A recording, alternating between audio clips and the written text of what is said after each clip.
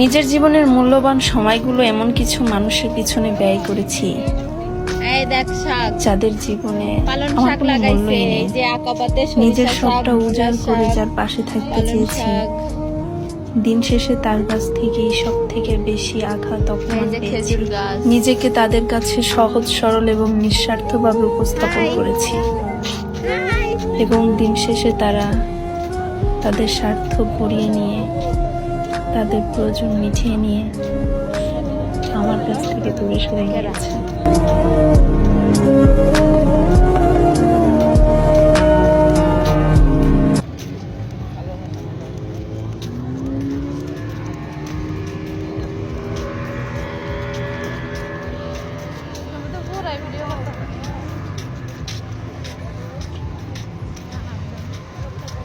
খেজুর গাছের অভাব নাই জর্ডানে। দেখ কত সুন্দর সুন্দর খেজুর গাছ।